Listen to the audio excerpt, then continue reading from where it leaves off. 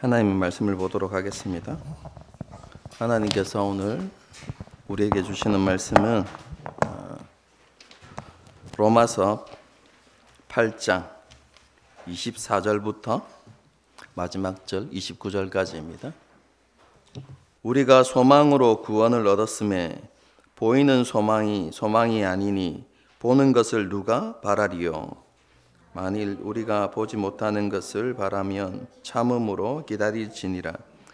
이와 같이 성령도 우리의 연약함을 도우시나니 우리는 마땅히 기도할 바를 알지 못하나 오직 성령이 말할 수 없는 탄식으로 우리를 위해 친히 간구하시느니라. 성령의 생각을 아시나니 이는 성령이 하나님의 뜻대로 성도를 위하여 간구하심이니라. 우리가 알거니와 하나님을 사랑하는 자 곧 그의 뜻대로 부르심을 입은 자들에게는 모든 것이 합력하여 선을 이루느니라. 미하신 자들을 또한 그 아들의 영상을 본받게 하기 위해 미리 정하셨으니 이는 그로 많은 형제 중에서 맏아들이 되게 하려 하심이니라. 또 미리 정하신 그들을 또한 부르시고 부르신 그들을 또한 의롭다 하시고 의롭다 하신 그들을 또한 영화롭게 하셨느니라. 이 일에 대하여 우리가 무슨 말하리요? 하나님이 우리를 위하시면 누가 우리를 대적하리요? 자기 아들을 아끼지 아니하시고 우리 모든 사람을 위하여 내주신 이가 어찌 그 아들과 함께 모든 것을 우리에게 주시지 아니하겠느냐? 의롭다 하신 이는 하나님이시니 누가 정죄하리요? 죽으실 뿐 아니라 다시 살아나신 이는 그리스도 예수시니 그는 하나님 우편에 계신 자요 우리를 위하여 간구하시는 자신이라. 환난이나 곤고나 박해나 기근이나 적신이나 위험이나 칼이라 기록된 바 우리가 종일 주를 위하여 죽임을 당하게 되며 도살당할 양같이 여김을 받았나이다 함과 같으니라. 그러나 이 모든 일에 우리를 사랑하시는 이로 말미암아 우리가 넉넉히 이기느니라. 내가 확신하노니 사망이나 생명이나 천사들이나 권세자들이나 현재일이나 장래일이나 능력이나 높음이나 깊음이나 다른 어떤 피조물이라도 우리를 우리 주 그리스도 예수 안에 있는 하나님의 사랑에서 끊을 수 없으리라. 아멘. 우리는 지난 시간에 오직 은혜로 얻게 된 하나님의 자녀의 신분에 대해서 생각해 보았습니다.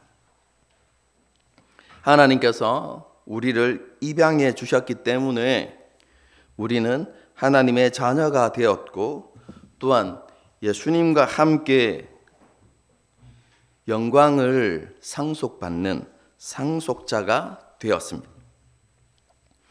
우리는 영광스러운 부활의 몸을 입게 될 것이고 완전하고 거룩한 그리고 흠과 점이 없는 의로운 존재가 될 것입니다. 그리고 하나님 나라에 들어가서 예수님과 함께 왕노릇하는 그런 삶을 살아가게 될 것입니다. 이것은 미래에 완성되어질 그 하나님의 나라에서 우리가 받게 되는 것들입니다. 이것은 우리의 공로나 노력으로 획득하는 것이 아닙니다.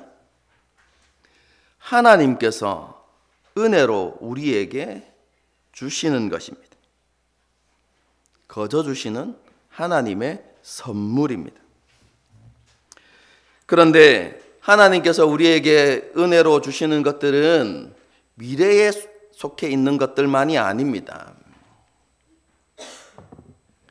하나님께서는 우리가 이 땅을 살아가는 동안에도 한없는 은혜와 자비를 베풀어 주십니다.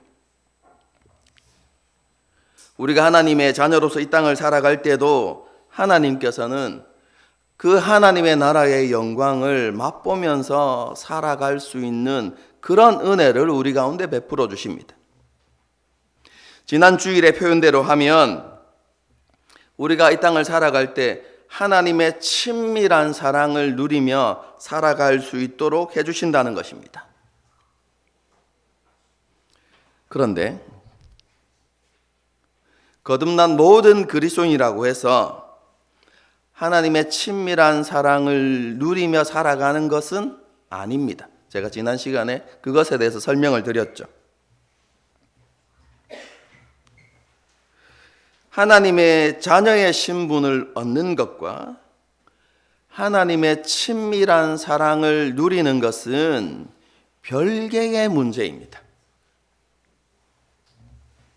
우리가 하나님의 사랑을 누리며 살아가기 위해서는 하나님을 더 깊이 알아가려고 애쓰고 하나님을 찾고 구하는 삶을 살아가야만 하는 것입니다. 우리에게 주어지는 책임과 의무를 다해야만 우리가 하나님의 친밀한 사랑 속에서 살아갈 수 있다는 것입니다.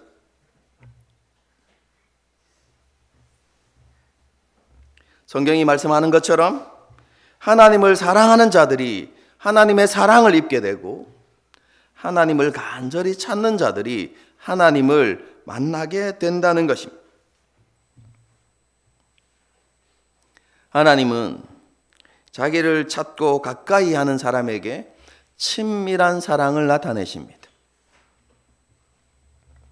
저와 여러분이 다시 복음 앞에서 우리의 모든 것을 회복하고 이러한 은혜를 누리며 살아갈 수 있게 되기를 바랍니다.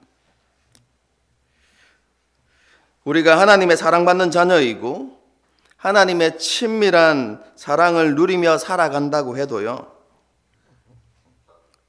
우리의 삶에 아무런 문제가 없고 만사형통하고 아픔과 고난이 없는 것은 아닙니다. 성경은 우리가 예수님의 영광에 들어가기 위해서는 반드시 고난의 과정도 거쳐야 한다라는 것을 우리에게 말씀하고 있습니다. 왜냐하면 그 고난이 예수님을 닮아가는 과정이기 때문에 그렇습니다.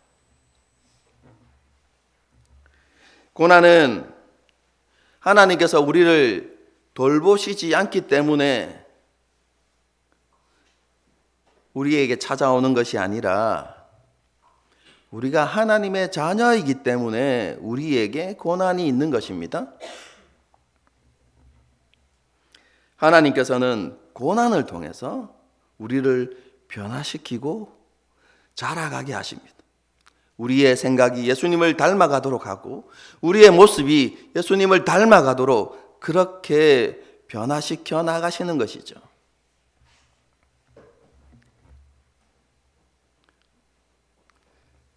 그리고 이 고난은 장차 우리가 받을 그 영광과 비교할 수 없는 것이다 라고 하나님께서 우리에게 가르쳐 주십니다.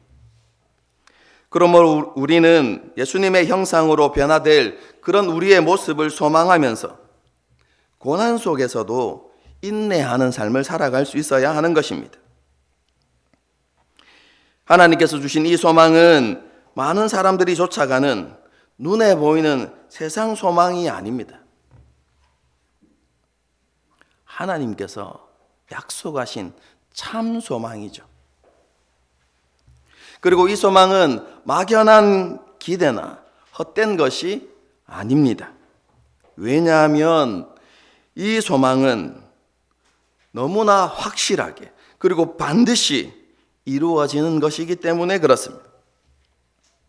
이런 소망에 대한 확실함을 사도 바울이 이렇게 표현합니다. 28절을 다시 보도록 하겠습니다. 우리가 알거니와 하나님을 사랑하는 자, 곧 그의 뜻대로 부르심을 입은 자들에게는 모든 것이 협력하여 선을 이루느니라. 이 말씀은 종종 오해되어지는 경우들이 있는데요. 그리스도인들이 삶을 살아가다 보면 많은 어려움을 겪을 수도 있고 때로는 잘못된 길을 갈 수도 있고 먼 길을 돌아가기도 하지만 하나님께서 함께 하시고 도우시고 인도하시기 때문에 결국 그리스도인들이 바라는 바가 이루어진다. 하나님께서 그것을 이루어 주신다. 라고 이해하는 경우가 많이 있습니다. 여러분, 그런데 이것은 문맥을 벗어난 잘못된 이해입니다. 28절은 그것에 대해서 이야기하는 것이 아닙니다. 28절을 통해서 사도 바울이 말하고자 하는 것은 하나님께서 우리의 삶에서 일어나는 모든 일들, 특별히 고난까지 다 사용하셔서 반드시 선을 이루신다는 것인데, 그 선이 무엇입니까? 그것은 앞에서 계속해서 사도 바울이 강조해왔던 하나님께서 약속하셨던 소망을 이야기하는 것입니다.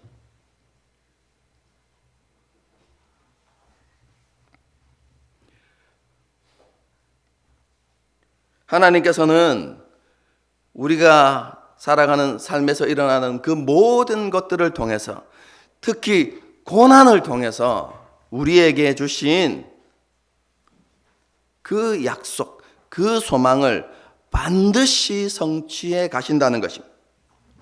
이어지는 29절 30절이 그것에 대해서 조금 더 구체적으로 우리에게 설명해 줍니다.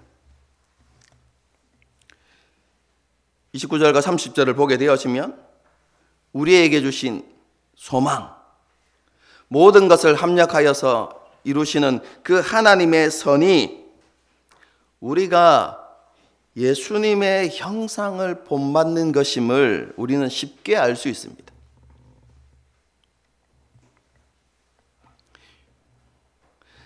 하나님께서 우리로 하여금 그 예수님의 형상을 온전히 본받게 하실 것인데, 확실하게 그것이 이루어지게 하실 것인데, 그것은 창세전에 이미 하나님께서 계획해 놓으신 일이다 라는 것을 말하는 것이 29절 30절 말씀입니다.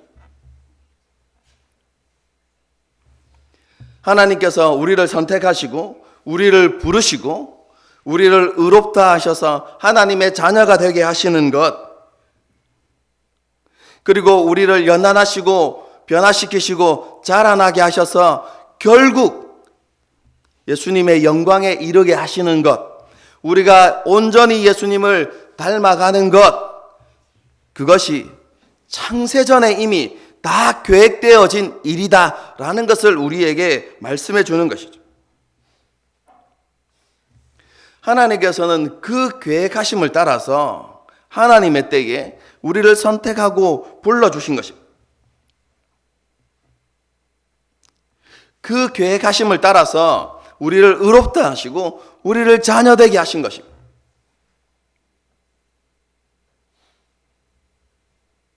그렇게 자녀로 부르신 우리를 하나님께서는 모든 것을 통해서 연단하십니다. 그래서 우리를 변화시키시고 우리를 자라나게 하시는 것이죠. 그리고 결국 어떻게 하신다는 말입니까? 우리로 하여금 온전히 예수님을 닮은 그런 존재로 빚어 가신다는 것입니다. 그것을 한마디로 요약하는 것이 모든 것을 합력하여 선을 이루신다, 이렇게 표현하는 것입니다.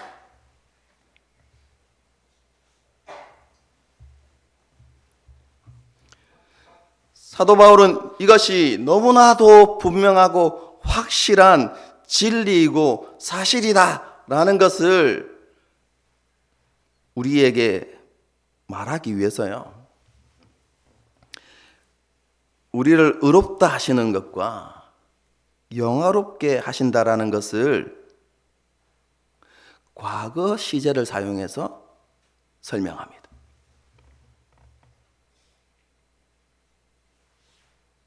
여러분, 우리가 점점점 예수님을 닮아가면서 의로워지는 것은 지금도 그렇게 되어져 가고 있고 앞으로도 되어져 갈 일이죠. 그리고 예수님의 형상을 온전히 닮는 것, 로마서 표현대로 하면 그 예수님의 영광에 함께 참여하게 되는 것은 미래에 일어날 일들입니다. 그렇지 않습니까? 여러분, 그런데 사도 바울은 이것이 신실한 하나님께서 반드시 이루실 일이기 때문에 거짓말하지 아니하시고 실수하지 아니하시고 말씀하신 것은 반드시 성취하시는 하나님이시기 때문에 하나님께서 이루실 일이기 때문에 사도 바울은 그것을 믿음으로 바라보면서 그것이 이미 이루어진 일인 것처럼 과거 시제로 표현하고 있는 것이죠. 반드시 하나님께서 성취하신다는 것입니다.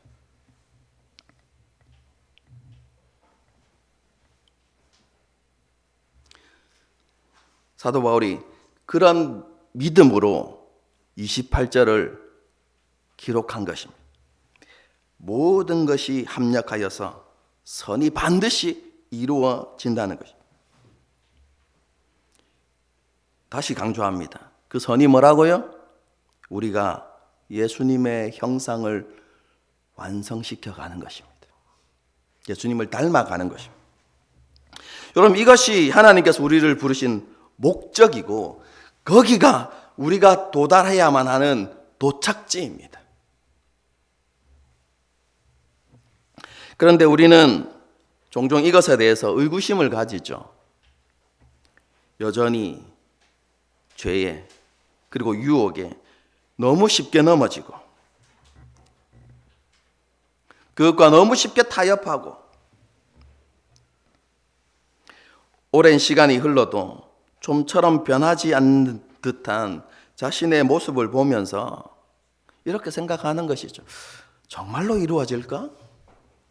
정말로 내가 예수님의 형상을 닮아갈 수 있을까? 여러분, 그렇게 생각하는 것이죠. 그리고 세상과 대적들은 또 그렇게 살아가는 우리의 모습을 보면서 조롱하고 비웃기도 하죠. 그리고 마귀는 끊임없이 우리에게 의심의 생각들을 심습니다. 그렇죠? 자주 드는 생각이 정말로 내가 구원받은 백성인가? 뭐 이런 생각들. 그런 것들이 그렇죠? 의구심들이 들기 시작하죠. 이런 의구심과 의문과 비웃음에 대해서 사도 바울이 단호하게 이야기합니다. 그것이 31절과 32절의 말씀인데요. 이것을 조금 제가 의역해서 여러분에게 말씀드리도록 하겠습니다.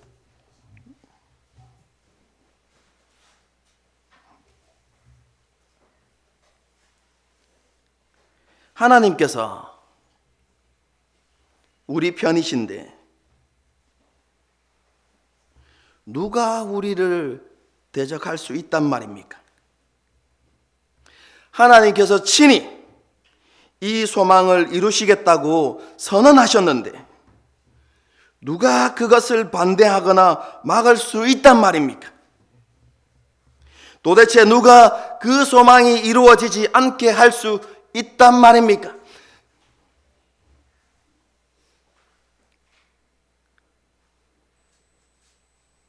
우리를 향한 그 소망이 이루어지도록 하기 위해서 하나님께서는 우리를 위해 아들까지 내어주셨습니다.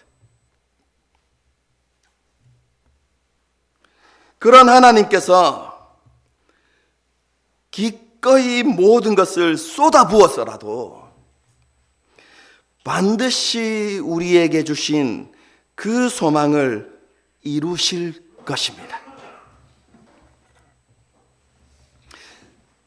세상은 우리를 비웃고 조롱하고 우리 안에는 의문과 의구심이 들지만 하나님께서 뭐라고 말씀하십니까? 내가 이룰 것이다.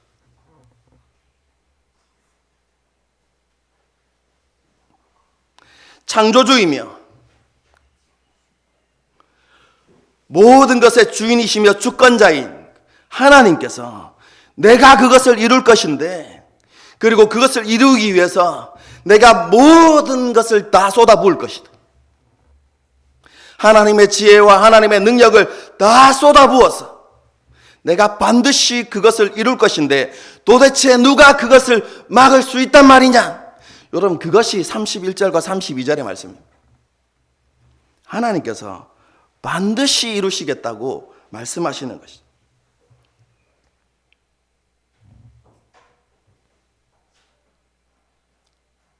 이런 약속의 말씀이 있지만, 그죠? 그런데도 우리는 우리 자신을 볼 때마다 실망하고 낙심할 때가 많죠. 많은 일과 삶의 분주함에 쫓겨서 하나님의 약속, 그리고 우리에게 주신 그 소망을 잊고 살아가는 시간들이 더 많지 않습니까? 말씀과 성령님을 따르는 삶을 살아가야 한다는 것을 우리가 너무나 잘 알지만 우리는 여전히 우리의 욕심을 따라 행할 때가 많습니다. 믿음이 희미해지고 확신이 사라질 때도 있습니다. 심지어 우리는 무엇을 기도해야 되는지조차 모를 때가 있습니다.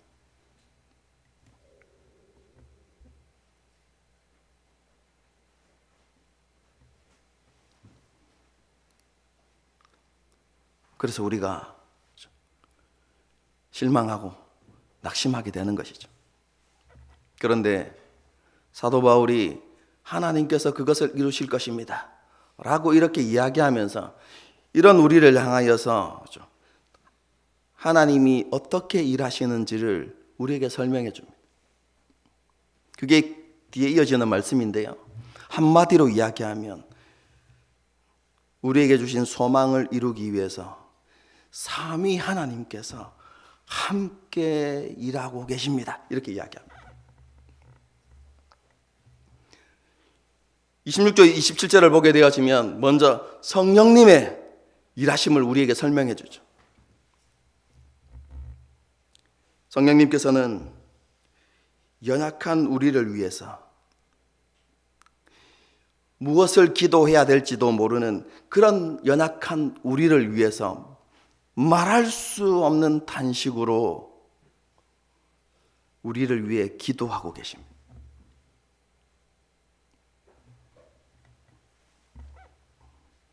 그리고 오늘 본문에 나타나지 않지만 다른 서신서를 살펴보면 성령님께서 우리에게 하시는 일이 무엇입니까?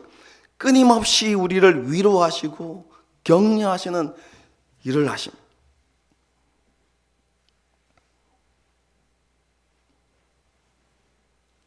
진리를 깨닫게 하시고 진리 가운데로 우리를 이끌어가는 일을 성령님께서 하고 계십니다. 여러분, 우리의 지난 날들을 잘 돌아보십시오. 넘어지고 실패할 때도 있지만 그때마다 하나님께서 우리를 붙들어서 일으켜 세우시고 다시 진리를 붙들고 걸어가게 하시죠. 또 넘어져도 또 그렇게 하시고. 누가 그 일을 하고 계십니까? 성령님께서 그 일을 하고 계십니다. 지금까지 그 일을 하셨고 앞으로도 계속해서 그 일을 하실 것입니다. 그리고 우리를 위한 그 기도를 쉬지 않으실 것입니다.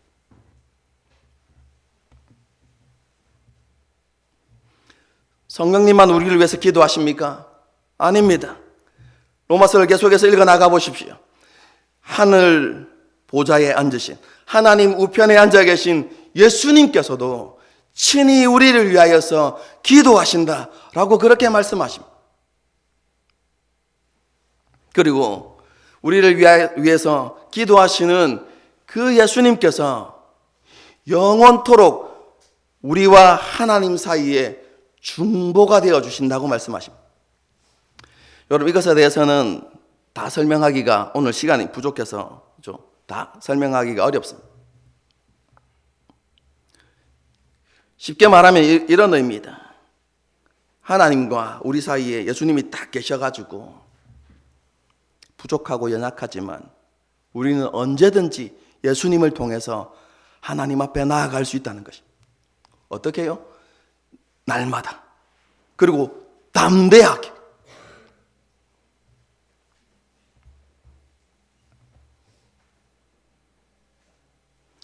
예수님께서 영원토록 우리의 중보가 되어 주시는 것입니다.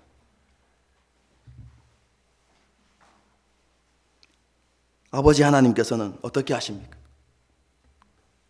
긍휼과 자비를 베풀어 주셔서 끝까지 참아주시죠.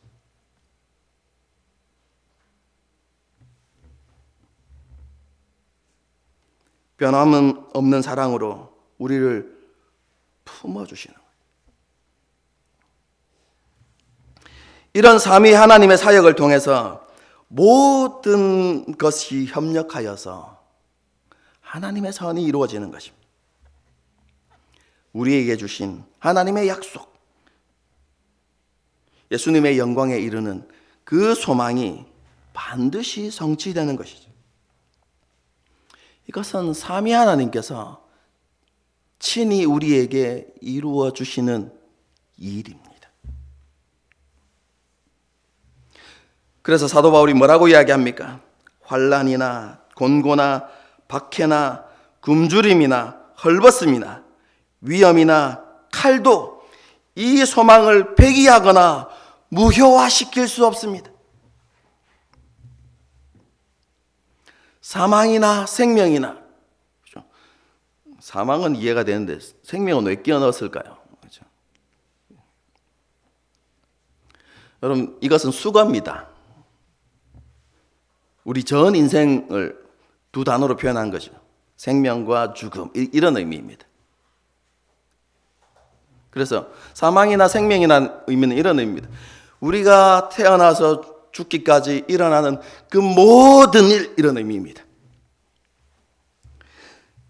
사망이나 생명이나 천사들이나 권세자들이나 현재일이나 장래일이나 어떠한 능력이나 공중의 권세 잡은 자나 음부의 권세 잡은 자나 그 밖의 모든 피조물도 우리를 실패자로 만들 수 없다는 것입니다.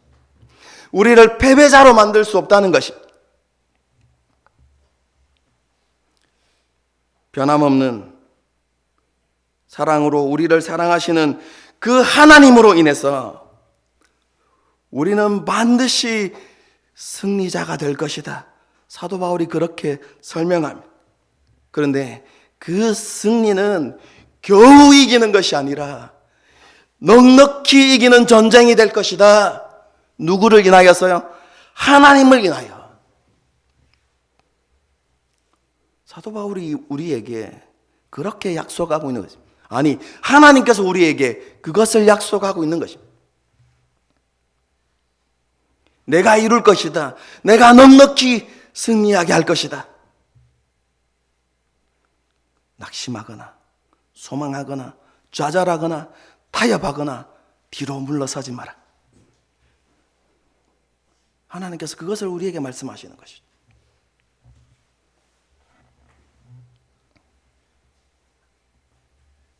우리는 반드시 예수님의 형상을 본받게 될 것입니다.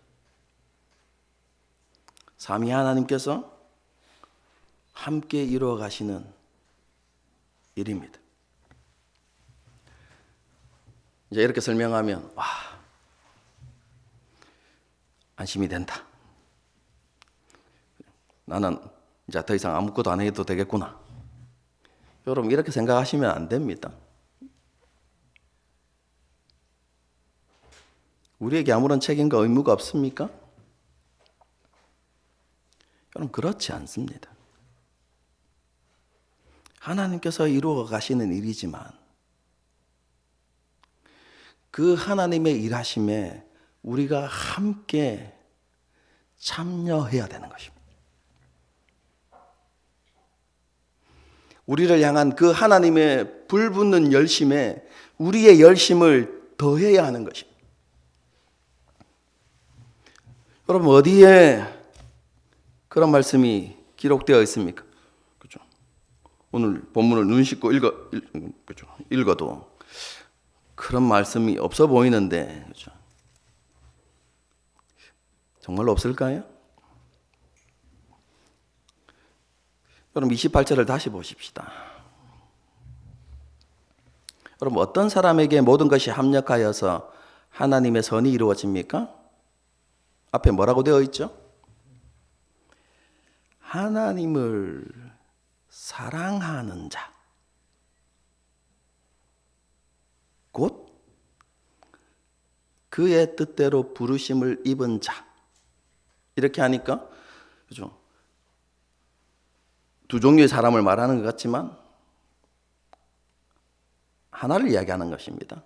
하나님의 그의 뜻대로 부르심을 받은 자들이 곧 하나님을 사랑하는 자입니다. 그럼 하나님을 사랑하는 자들에게 뭐가 이루어진다고요? 모든 것이 합력하여 선이 이루어지는 것입니다.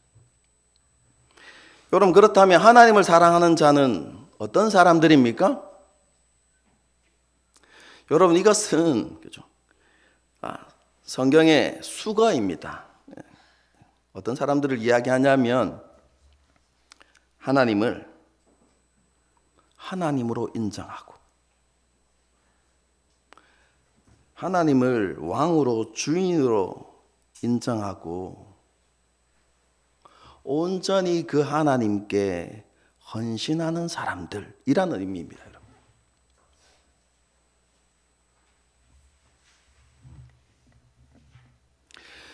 하나님을 사랑한다는 것은 단순히 정서적인 감정만을 이야기하는 게 아닙니다.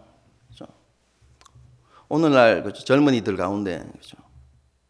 이 사랑의 개념들이 많이 왜곡되어져서 그렇죠? 그냥 사랑을 감정으로만 얘기죠. 불붙는 감정을 사랑으로 이렇게 착각하는데요. 그것은 사랑의 한 요소일 뿐이지 사랑의 전체는 아닙니다. 그 불붙는 감정은요, 1년이면 다 사라집니다.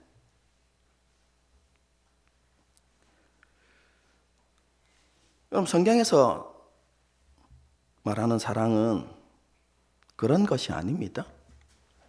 예수님께서 사랑의 정의를 정확하게 내려주셨어요. 요한복음을 보게 되면 이렇게 이야기합니다. 나의 계명을 지키는 자라야 나를 사랑하는 자니라. 이렇게.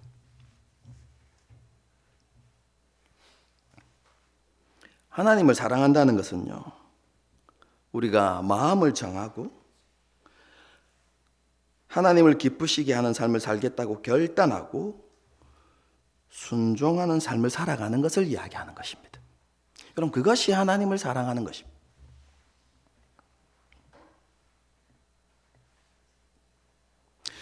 로마서 8장의 표현대로 하면 성령님을 따르는 삶을 살아가는 자들이 하나님을 사랑하는 자들이.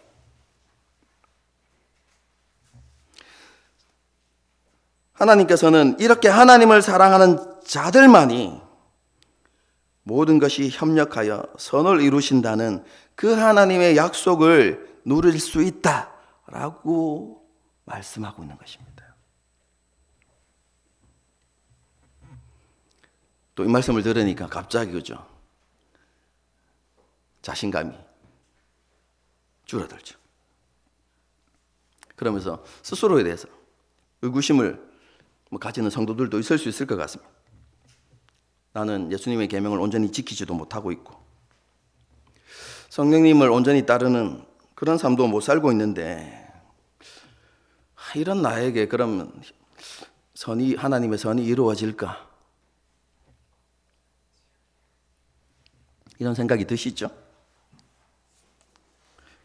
하지만 염려하지 마십시오.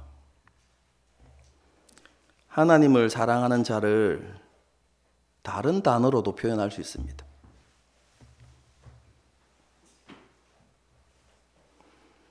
혹시 답을 아시는 분이 있습니까?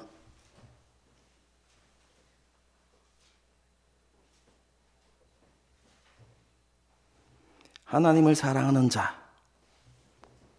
여러분, 이 표현을 다른 단어로 표현할 수 있는데요. 그 단어가 성도입니다. 그리스도인입니다.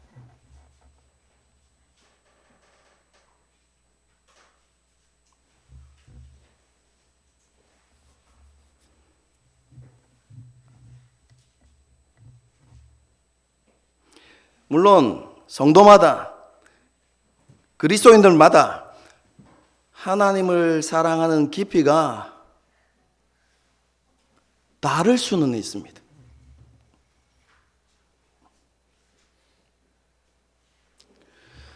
하나님의 사랑을 나타내는 삶의 모습이 다를 수 있습니다. 어떤 사람은 어린아이 같을 수 있고, 또 다른 사람은 조금 자란 아이일 수도 있고, 청소년일 수도 있고, 장성한 어른일 수도 있습니다.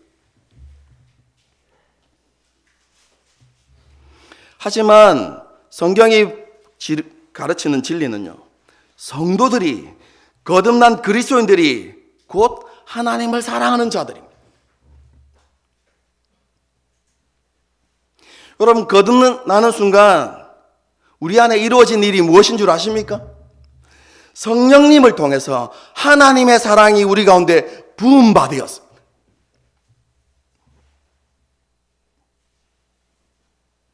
그래서 우리는 하나님의 사랑을 알고 우리 안에 하나님을 향한 사랑이 생겨난 것입니다. 여러분, 그것이 우리의 삶의 모습에 따라서 때로는 식어지기도 하고 없는 것처럼 보여질 수도 있지만, 여러분, 그것은 사라지는 것이 아닙니다. 성령님을 통해서 우리에게 주신 것이기 때문에 그렇습니다.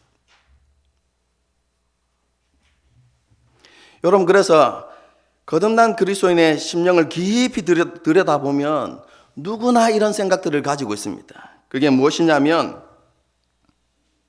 하나님을 기쁘시게 하고자 하는 생각들, 그리고 이전에 없었던 죄의식들,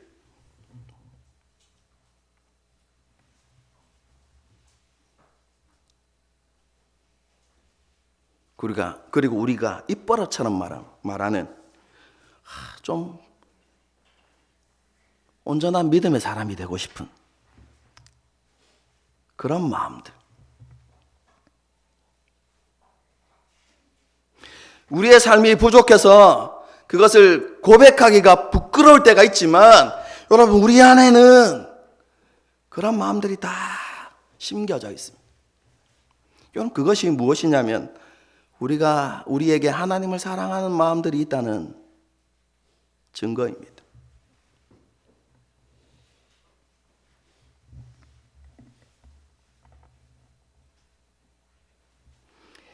하나님께서는 하나님을 사랑하는 자인 우리에게 모든 것이 합력하여서 선이 이루어지게 하십니다.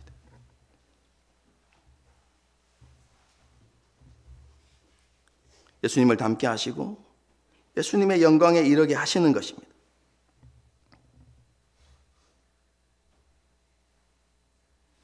이것은 하나님께서 우리를 위해서 하시는 일이지만, 앞에서도 언급한 것처럼 이 일에 너희도 함께 참여하라고 하나님께서 우리에게 말씀하십니다. 여러분, 그것이 우리에게 주어진 의무이고 책임입니다. 우리는 부지런히 하나님을 찾고 구하는 삶을 살아가야 하는 것입니다. 하나님의 선하신 뜻이 무엇인지를 분별하고 그것을 이루는 삶을 살려고 노력해야 하는 것이죠. 부족해도 그렇게 살아가야 하는 것입니다. 삶의 자리에서 하나님의 얼굴을 구하고 하나님과 동행하는 삶을 살려고 몸부림쳐야 하는 것이죠. 성령님으로 충만해지기를 하나님 앞에 간구하고 성령님을 따르는 삶을 살아가야 하는 것입니다. 여러분, 이러한 노력들을 통해서 우리가 하나님의 일에 함께 참여하는 것입니다.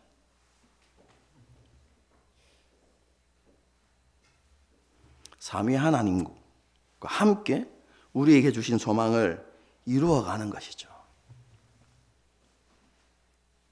여러분, 그런데 우리가 이렇게 하나님과만 함께 동력하는 것이 아니라 성경이 우리에게 가르치는 것은 그것은 하나님과 함께일 뿐만 아니라 공동체가 함께 이루어가는 것이다 라는 것을 우리에게 가르칩니다. 여러분, 하나님의 백성이 된다는 것, 그리스도인이 된다는 것은 혼자 살아간다는 의미가 아닙니다. 여러분, 그리스도인이 된다는 것은 공동체로 산다는 의미입니다. 여러분, 이것이 성경이 우리에게 가르치는 진리입니다. 여러분, 로마서 7장을 한번 생각해 보십시오. 하나님을 떠나 죄 아래에 있는 인류를 사도 바울이 나라는 1인칭 단수를 사용해서 묘사하고 있죠.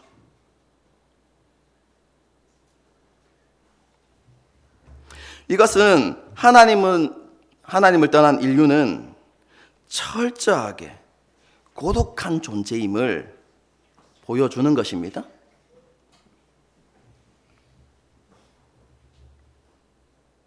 여러분, 그런데 그런 인류에게 놀라운 반전이 일어났죠. 여러분, 그것이 로마서 8장에 기록되어진 내용이라고 했습니다. 여러분, 논리적으로 한번 생각해 보십시오. 죄 아래서 철저한 고독한 삶을 살아가는 사람이 나라면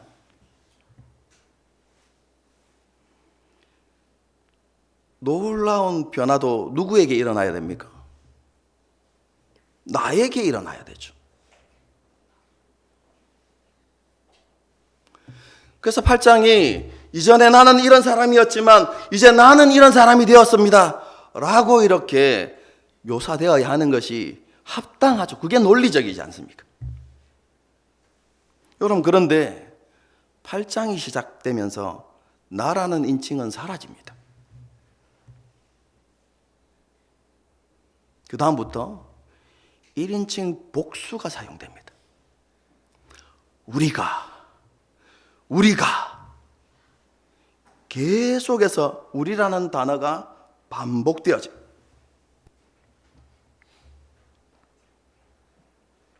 이것은 우리가 성령님을 통해서 거듭나는 그 순간 삼위 하나님과 함께하는 공동체 안으로 우리가 들어가게 되었음을 말씀해 주는 것입니다.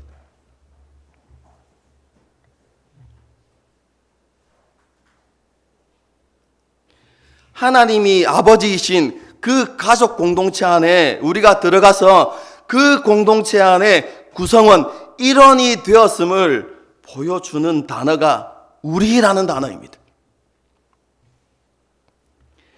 우리가 함께 의롭다 하심을 받았고 함께 자녀가 되었고 함께 변화되어져 가고 함께 자라나고 함께 예수님의 영광에 이르게 된다는 것입니다.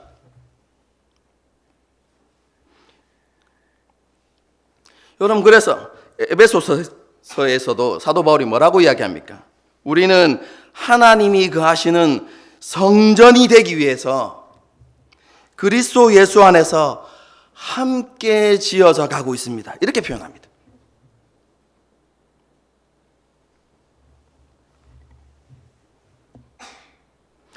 그리스도인이 공동체에 속하여서 함께 신앙생활하는 것은 여러분, 그리스도인의 정체성입니다.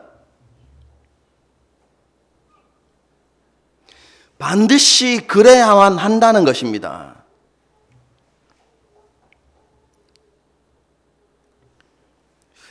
여러분, 그런데 오늘날 이런 정체성을 잃어버린 그리스도인들이 많죠. 그리스도인은 공동체로 살아간다라는 이 진리를 모르는 그리스도인들이 많은 것입니다. 그래서 어떻게 합니까? 온라인으로 예배드리고 헌금은 계좌 이체를 하고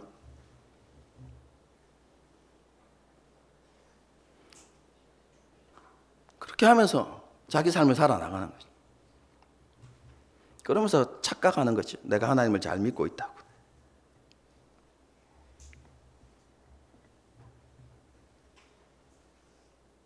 여러분, 그것은 그리스도인으로서의 정체성을 부정하는 것입니다.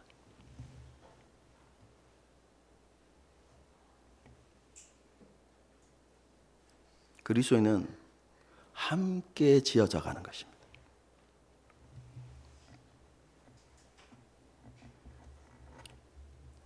우리는 개개인적으로 우리에게 주신 구원을 이루어 가야 하는 것 맞습니다. 여러분, 그런데 그 개인의 구원은요, 삼위 하나님이 함께 하시는 공동체 안에서 이루어 가는 것입니다.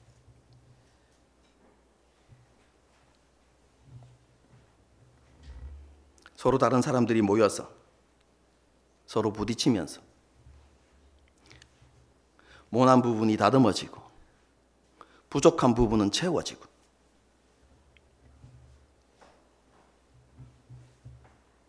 우리의 완악함과 교만함이 깨어지고 그렇게 우리가 다듬어져 가면서 함께 지어져 가는 것입니다.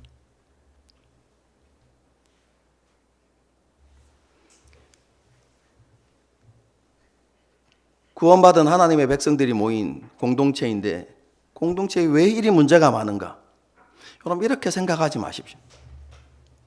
원래 그런 것입니다.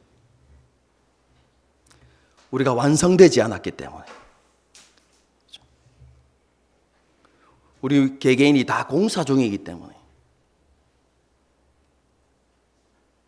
살아가다 보면 부딪히기도 하고 때로 상처받기도 하고 그런 것이죠. 그런데 하나님께서 그런 공동체 속에서 우리를 다듬어 가시는 것입니다. 변화시켜 나가시고 자라나게 하시는 것이죠.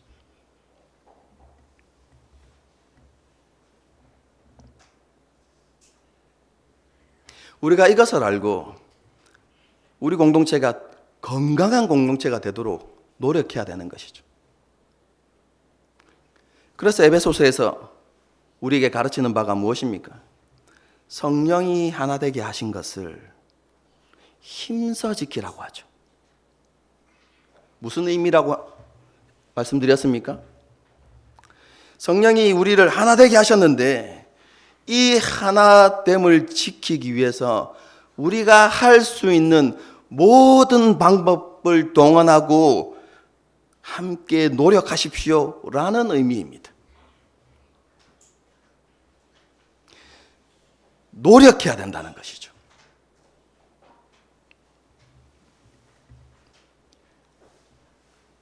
여러분, 그렇게 하는 것이 공동체의 구원을 이루어가는 것입니다.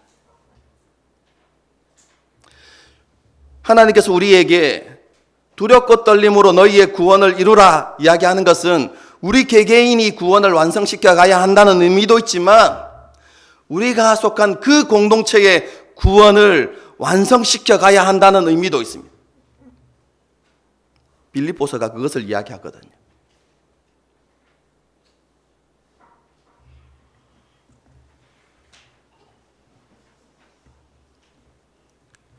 여러분, 함께 가는 것은요, 어렵습니다. 혼자 가는 게 쉽지. 함께 가는 것은요, 더딥니다. 여러분, 공동체가 세워지는 것은 빠른 시간 내에 이루어지는 게 아닙니다, 여러분. 더디게 되어 있습니다. 정말로 눈에 보이지 않을 만큼 서서히 변화되어져 가는 것이죠. 그리고 함께 가는 일에는 많은 귀찮음들이 생겨납니다.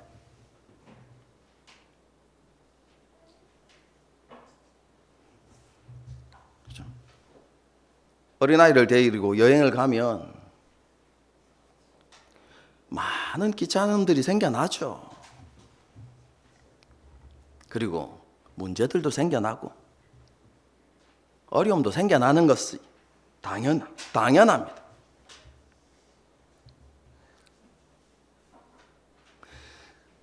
그럼에도 불구하고 하나님께서 우리를 어디에 두셨습니까? 공동체 안에 두셨습니다. 왜요? 여러분, 이것을 하나님께서 하신 일이라는 사실을 염두에 두십시오. 하나님이 실수하시는 분이십니까? 아닙니다. 그런 하나님께서 왜 우리를 공동체 안에 두셨겠습니까? 여러분, 그것이 가장 안전한 길이기 때문에 그렇습니다. 그리고 그것이 우리에게 가장 유익한 일이기 때문에 그런 것입니다. 여러분, 그렇기 때문에 우리가 공동체 안에 있는 것에 대해서 우리가 하나님께 감사할 수 있어야 하는 것이죠. 그리고 믿음으로 하나님을 바라볼 수 있어야만 합니다. 하나님께서 이 공동체 속에서 나를 변화시켜 나가시고 동시에 우리 공동체를 온전하게 세워가실 것이다라는 그런 믿음으로 하나님을 바라볼 수 있어야 하는 것이죠.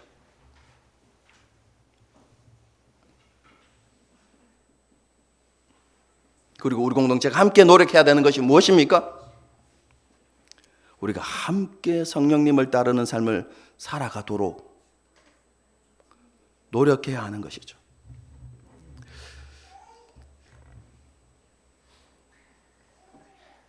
여러분, 제가 셀 모임을 굉장히 중요시 여기는 이유가 거기에 있습니다.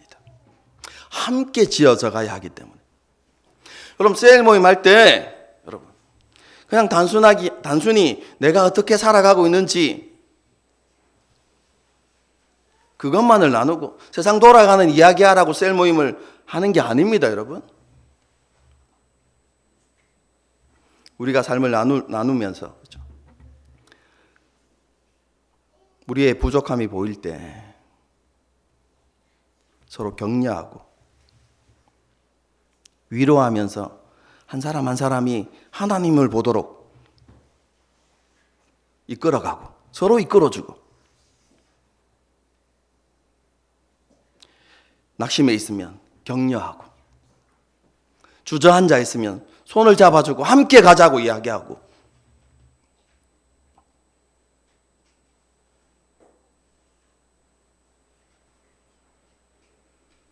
그래서 셀 모임의 목표는 그렇죠? 셀 모임 안에서 답을 찾는 게 아닙니다, 여러분.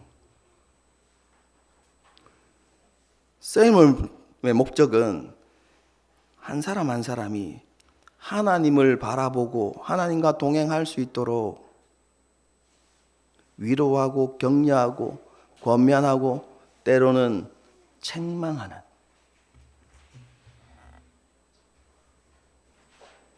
그래서 셀 안에 속한 모든 구성원들이 함께 성령님을 따르는 그 삶을 지속할 수 있도록 하는 것이 셀 모임의 목표입니다. 여러분, 그렇기 때문에 우리가 이 모임을 정말로 귀하게 여기고 셀 모임이 바른 방향으로 나아갈 수 있도록 함께 노력해야 되는 것입니다. 우리는 함께 지어져 가는 것입니다, 여러분.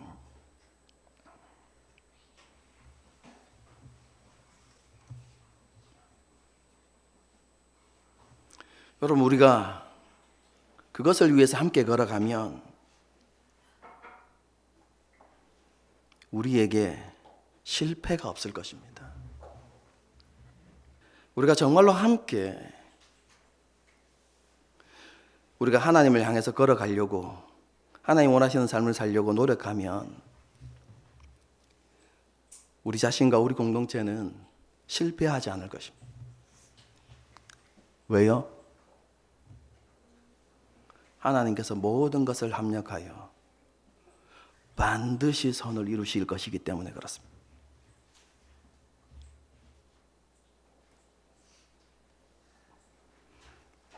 사도 바울과 같이 다시 한번 선언합니다. 하나님께서 그 일을 하시겠다고 선언하셨는데 그 누가, 그 무엇이 그 소망을 방해하거나 막거나 깨뜨릴 수 있겠습니까? 어떠한 능력도 어떠한 권세도 이 소망을 무효하거나 폐기할 수 없습니다. 그리고 하나님께서는 우리에게 넉넉히 이기는 그 이김을 우리에게 주실 것입니다.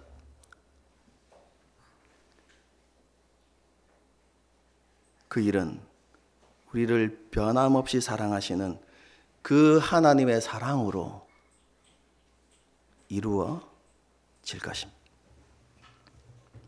우리가 이런 것들을 기억하면서 함께 하나님께서 기뻐하시는 그 믿음의 길을 걸어갈 수 있게 되기를 주님의 이름으로 축복합니다. 함께 찬양하고 기도하는 시간을 갖도록 하겠습니다.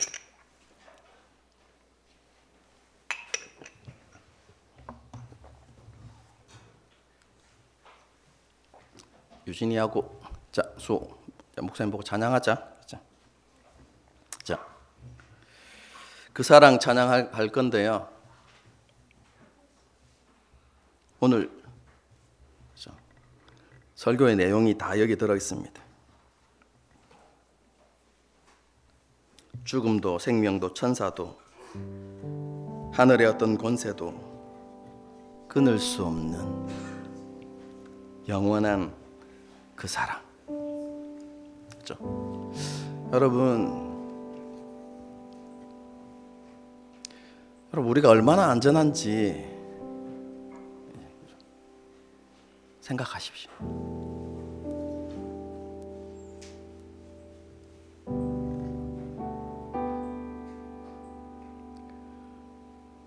우리가 하나님 안에 있기 때문입니다. 우리가 그 사랑을 기억하면서 감사의 마음으로 오늘은 이 찬양을 하나님 앞에 올려드렸으면 좋겠습니다. 함께 찬양하시겠습니다.